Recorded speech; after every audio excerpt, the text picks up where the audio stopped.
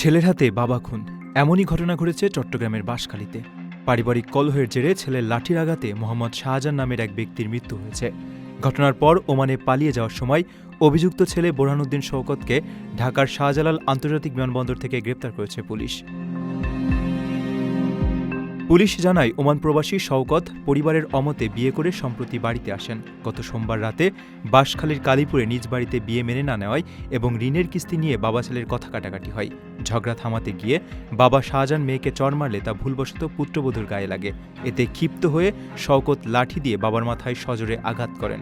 গুরুতর আহত শাহজাহানকে চট্টগ্রাম মেডিকেল কলেজ হাসপাতালে ভর্তি করার পর মঙ্গলবার দুপুরে তার মৃত্যু হয়। এই ঘটনায় নিহতের বোন বাঁশখালী থানায় একটি হত্যা মামলা দায়ের করেন। আনোয়ারা সার্কেলের সহকারী পুলিশ সুপার মাহমুদুল হাসান জানান, মামলা হওয়ার পরপরই শওকত আত্মগোপনে যান। তিনি ওমানে পালিয়ে যাওয়ার চেষ্টা করছেন। এমন গোপন তথ্যের ভিত্তিতে ইমিগ্রেশন পুলিশকে সতর্ক করা হয়। গত বুধবার বিকেলে তাদের সহায়তায় বিমানবন্দর থেকে শওকতকে গ্রেপ্তার করা হয়। তাকে চট্টগ্রামে নিয়ে আইনি প্রক্রিয়া শেষে আদালতে সোপর্দ করা হবে। প্রবাসীর সিটিতে চলছে বহুল আলোচিত ফ্রি ফ্ল্যাট অফার, অর্থাৎ আপনি যে টাকা দিয়ে এখন ফ্ল্যাট কিনবেন 5 বছর পর সেই সম্পূর্ণ টাকা ফেরত পাবেন, আর সেই সাথে পাচ্ছেন একটি ফ্ল্যাট একদম ফ্রি। অফারটি সীমিত সময়ের জন্য, তাই দ্রুত যোগাযোগ করুন স্ক্রিনে দেওয়া নাম্বারে।